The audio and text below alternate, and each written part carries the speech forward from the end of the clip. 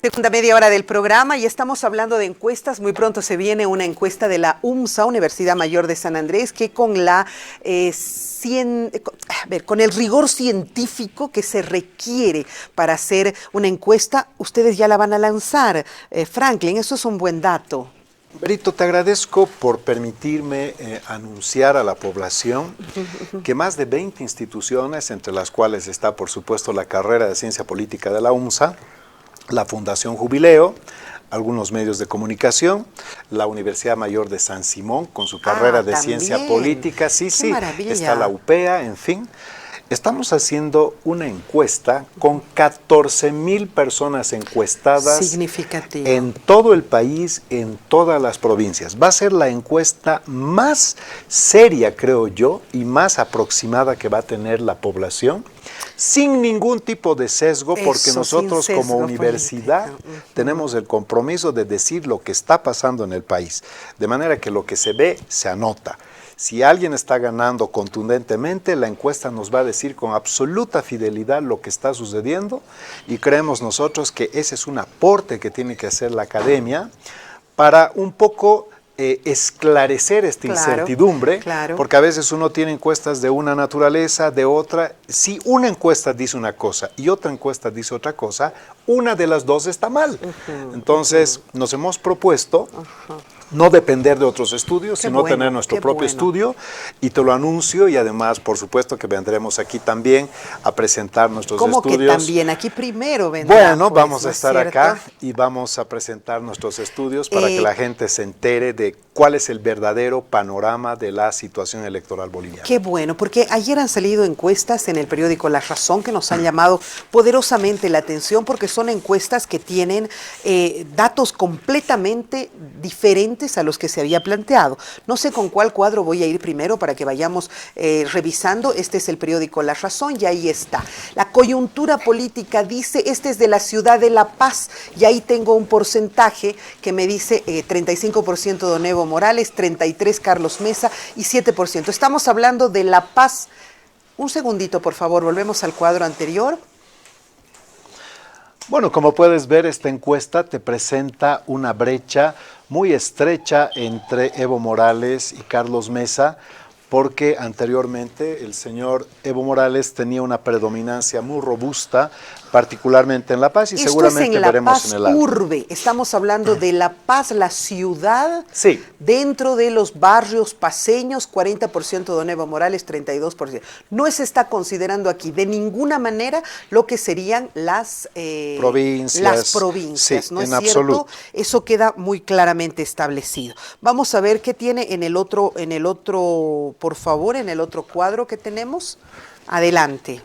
En el caso de Cochabamba es todavía mucho más llamativo, porque fíjate que el señor Carlos Mesa está nada más y nada menos que a 2 puntos del señor Morales. Prácticamente es casi un empate técnico en la ciudad de Cochabamba, no en el departamento de Cochabamba. Esto es de la urbe, nuevamente reitero, esto es un trabajo hecho por Ipsos y La Razón, además de RTP, que han sido los que están sacando esta información que tiene otros montos, otros números completamente diferentes. Vámonos al alto, si lo tenemos listo, por favor. Eso sería, ¿no? Qué diferente a lo que se tenía previsto anteriormente. El alto, esa es del alto, dice 50% Don Evo Morales, 18% Carlos Mesa, 6% Félix Pazzi. El alto es una plaza fidelizada. Totalmente. Tú sabes, el voto fidelizado es aquel que lo hagas bien o lo hagas mal, igual te apoyo. Entonces, definitivamente... Esa era foto de Condepa. Bueno, ahí está, como analogía vale, porque realmente existe aquí, sin lugar a dudas, una absoluta presencia demoledora del señor Evo Morales. Reitero que esta encuesta ha sido hecha por La Razón, la encuestadora Ipsos y RTP, que la han lanzado ayer y que tiene se están dando esos datos. Nos vamos con la siguiente, por favor, que sería ustedes dirán, estoy pendiente al dato, Santa Cruz. Esa es la de Santa Cruz, 29% tiene en Santa Cruz Óscar Ortiz. Óscar Ortiz, 22 Carlos Mesa y Evo Morales un 20%. ¿Qué te dice eso, por favor? Bueno, aquí el primer punto de análisis que creo que es importante y relevante, querida Vero. Para ganar una elección nacional es imprescindible tener presencia victoriosa por lo menos en una o dos plazas del eje. Eso quiere decir de Santa Cruz, de Cochabamba o de La Paz. Si tú no tienes una presencia ganadora en ninguna plaza del eje, por supuesto que tus probabilidades se reducen notablemente. Lo que estamos viendo en esta encuesta urbana, pero aunque sea urbana, es que en Cochabamba el señor Mesa se ha aproximado muchísimo al señor Morales, que en Santa Cruz el señor Mesa le está ganando al señor Morales, y finalmente que en La Paz también la proximidad se ha reducido, aunque el peso del alto genera una variación importante. Por lo tanto, ya no se puede hablar de esa brecha grande que habíamos visto, pero nuevamente hay que ser, por una cuestión hasta de honestidad académica e intelectual, que esta es una encuesta estrictamente circunscrita en las urbes, y el hándicap que tiene el movimiento al socialismo en realidad es la parte del mundo rural. Entonces, si tú agregas una y otra cosa, los resultados pueden tener alguna variación. Pero al día de hoy, en la urbe, la disputa es muy cerrada, y en el agregado que seguramente vamos a ver enseguida, vas a ver que la brecha es nada más que de 3 puntos. Vamos, reitero, esta ha sido una encuesta realizada por Ipsos, RTP y La Razón. Esto se ha presentado en el periódico La Razón el día de ayer y se refiere a ciudades capitales únicamente. Recordemos cuál es la cantidad de población que tiene una ciudad capital y cuál es la relación en función a las provincias y otras que tiene también su presencia significativa. Vamos a los totales de ciudades capitales más el Alto, que estaría considerada una ciudad capital, por favor. Esa es la de nivel nacional. Claramente ahí podemos ver que prácticamente entre el señor Morales y el señor Mesa la brecha es muy corta, es nada más que de 3%, el señor Óscar Ortiz consolida su tercera posición. Si esto lo replicas o lo proyectas en representación de la Asamblea Legislativa, indudablemente que ahora está descartada la posibilidad que alguien cuente con los 2/3, se distribuye de una forma más equilibrada el poder, la suma de lo que es las oposiciones, es decir, el señor Carlos Mesa y el señor Ortiz, es superior al capital político del MAS. Entonces, inclusive a nivel de asamblea sería menor el capital o el número de representación.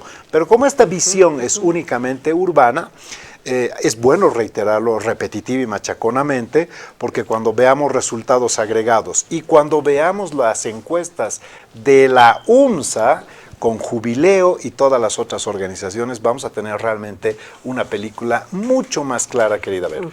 Ahora, hablar solamente, nosotros sabemos que dentro de lo que ha sido la última ley de partido, la ley electoral, tiene un peso específico todo lo que es votación de las provincias para circunscripciones uninominales, etcétera, y de alguna manera es inclusive mayoritaria a lo que sería la votación de las urbes, ¿cierto? Lo que sucede es que hay una sobrerepresentación rural y una subrepresentación urbana. Así es. Más o menos para que nos entienda de una forma mucho más simple la ciudadanía, para ser diputado en la ciudad de La Paz probablemente necesites obtener un capital de 100,000 votos. Para ser diputado en una provincia probablemente necesites entre 5,000 a 10,000 votos. Entonces, sin embargo, un diputado es exactamente equivalente y equipotente independientemente de que sea urbano o rural.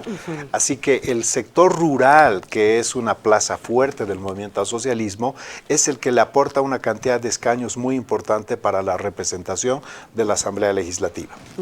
Bueno, ¿qué tendríamos que entonces se estaría anunciando, según esta encuesta de Ipsos y de La Razón, que viene una segunda vuelta, o realmente lo que es la provincia, lo que son el área rural, podría tranquilamente darle un triunfo holgado a don Evo Morales con un más del 10% en relación al segundo, de 10 puntos en relación al segundo? Verónica, Todas, absolutamente todas las encuestas que hemos visto en diferentes medios de comunicación, diferentes agencias encuestadoras, diferentes, qué sé yo, universidades, diferentes fuentes, en fin, todas, absolutamente todas, hasta el día de hoy, ninguna ha dado al movimiento al socialismo el umbral del 40%. O sea, en todas las encuestas al día de hoy hay segunda vuelta. Porque tú sabes que para que no haya segunda vuelta, primero tiene que pasar el umbral del 40%. Y segundo, tiene que generar una brecha de 10%. En ninguna de las encuestas que yo he visto, te repito, en todos los medios de comunicación, el movimiento al socialismo ha pasado o traspasado el umbral del 40%. En algunas sí, en algunas encuestas el señor Morales le saca más de 10% al señor Mesa. Pero no ha pasado el 40%. Pero esa es una condición. La otra condición es que pase el umbral del 40%. Así que todas las encuestas al día de hoy, reitero, al día de hoy, foto última, todas nos dicen que hay segunda vuelta. Lo que significaría que eso tiene un balotaje garantizado. Es una experiencia nueva para nosotros los bolivianos. Sería primera vez en la historia que vamos a una segunda vuelta. Es una de las probabilidades. Yo no quiero tampoco afirmar con certeza de que la segunda vuelta está cantada, pero al día de hoy, por todo lo que estamos viendo, prácticamente pareciera ser una tendencia a la segunda vuelta, y de hecho las campañas políticas del movimiento al socialismo está en no ir a la segunda vuelta. Por supuesto. Y la campaña de la oposición está en forzar la segunda vuelta. Claro. Ese es el punto, ¿no? Por eso hay una incertidumbre que hace que en esta cuarta elección del señor Morales no está garantizado nada. En la última elección, recuerda tú, a estas alturas el señor Morales ya tenía más de 50% y lo único que estaba en duda eran los 2/3. Hoy en día los 2/3 parece que se alejan cada vez más y la segunda vuelta parece que se acerca cada vez más. Y entonces la probabilidad de la derrota del señor Morales está abierta. Pero cuán probable es eso, todavía depende de estos 2 meses, el sprint que van a hacer todas las otras fuerzas y ver si en definitiva pueden acortar esa brecha o si el señor Mesa logra cruzar el umbral del 40. Eso ahora es trabajo de estrategia política y es, como te decía alguna vez, es el tiempo de los estrategas. Ahora, han paralizado sus campañas políticas. Por lo menos el gobierno central ha anunciado que producto de esta desgracia que estamos viviendo, los bolivianos se va a parar su campaña política. ¿Tiene alguna incidencia real aquello? Bueno, yo no creo que pare su campaña política, porque hasta llevar vituallas a la chiquitanía forma parte, digamos, de una rentabilidad política, ¿no? Yo creo que es un momento sensible, y aquí sí que hay que hacer un paréntesis, es un momento sensible donde todos tenemos que tener la suficiente conciencia de no aprovechar ni rentabilizar este trágico momento que está viviendo la ciudadanía boliviana. Pero por otra parte, ahora, volviendo al tema específico de la carrera electoral, yo creo que muchas de las fuerzas de oposición particularmente no están mostrando todavía ese vigor. ¿Por qué?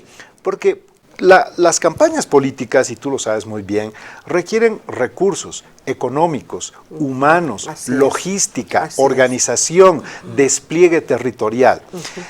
Sería una guerra, es una confrontación desigual hasta el momento entre gobierno y otras fuerzas. Entonces yo creo que muchas de las fuerzas, señor Mesa, el señor Ortiz y las otras fuerzas, están cargando toda la tinta para la última recta. Ese va a ser el sprint. ¿Que sería desde cuándo para ti? ¿Cuándo arrancaría? Yo creo que mediados de septiembre. Además, quiero decirte una cosa que es un dato importante, Berito. No importa cuánto antes haces campaña. Los últimos 10 días pueden definir el curso de la historia. Y si los estrategas están en este momento afilando toda su artillería, esos últimos 10 días probablemente sea toda la carne en el asador. Segundo, los indecisos. El indeciso inclusive termina de decantarse por alguien cuando el mismo día que está en el recinto electoral. Es cierto. Entonces, no es, como dice el refrán, no por mucho madrugar amanece más temprano. La cosa es que el sprint que van a hacer las fuerzas opositoras, yo calculo que va a ser de mediados de septiembre para adelante, porque sostener un tirón intenso requiere mucha organización, muchos recursos económicos, y como hay una asimetría en cuanto a lo que cuenta el oficialismo con las oposiciones, entonces la cosa es cargar la tinta para los últimos 10 días. Obviamente empezando desde septiembre. Bueno, por el momento hemos hecho un análisis de todo lo que significa la coyuntura. La última pregunta que te necesito hacer para obtener una referencia mayor. ¿Tú ves un crecimiento de otros candidatos? En esta última encuesta que acabamos de ver, de pronto aparece un Pazzi, lejos de lo que decían las otras encuestas, con un porcentaje casi inexistente.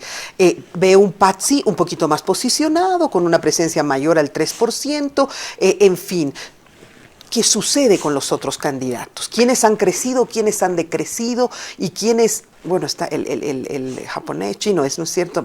Está apenas recién terminando coreano, está recién terminando de entrar.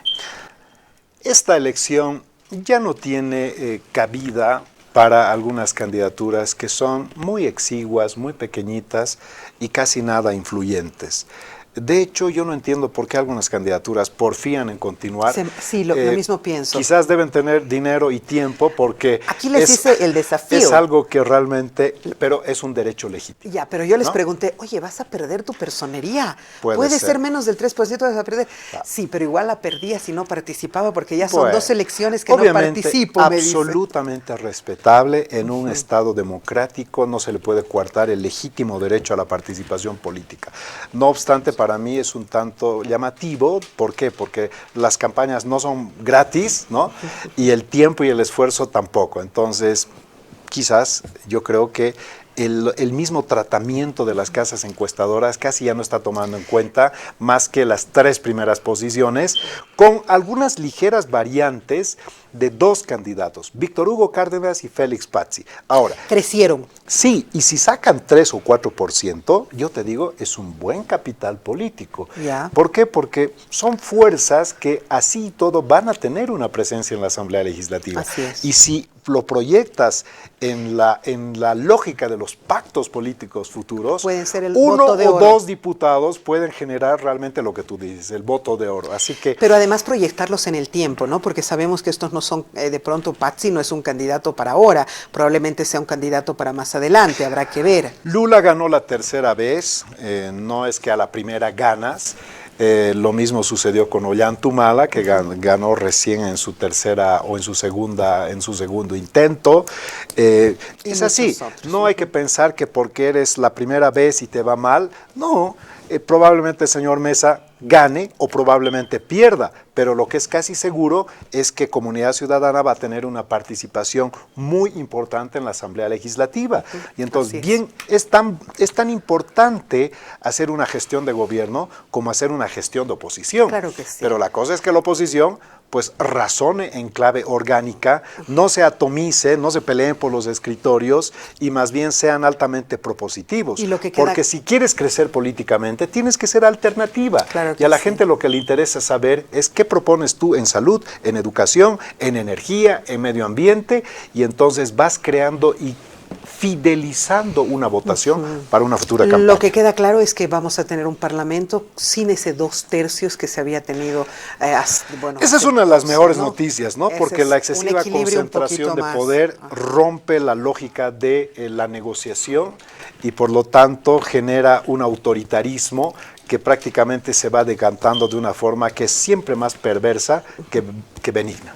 Gracias, Franklin, ha sido un gusto tenerte en el programa. No, pues hoy, encantado. Tú solito hoy día has dado cátedra absoluta y estamos muy agradecidos por haber llegado al programa. Gracias, como siempre, un placer, Verito. Un gusto, gracias. Creo que hemos hecho un análisis bien sesudo de todo lo que está sucediendo, viéndolo desde la ciencia política y un poco también desde el cotidiano vivir. Ojalá que esto ayude a que usted vaya tomando poco a poco sus decisiones. Un abrazo, hasta mañana. Toloma Gran Hotel, cálidamente ejecutivo, pone a su entera disposición todos sus servicios e instalaciones. Disponemos de 54 confortables habitaciones para ejecutivos y familias, además de un moderno y renovado restaurante, San Cristóbal. Contamos con 4 salones y ambientes amplios para el éxito de sus eventos corporativos.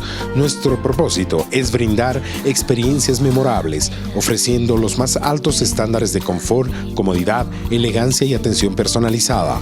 Los invitamos a disfrutar de una excelente estadía y descubrir la calidez corporativa que nos caracteriza.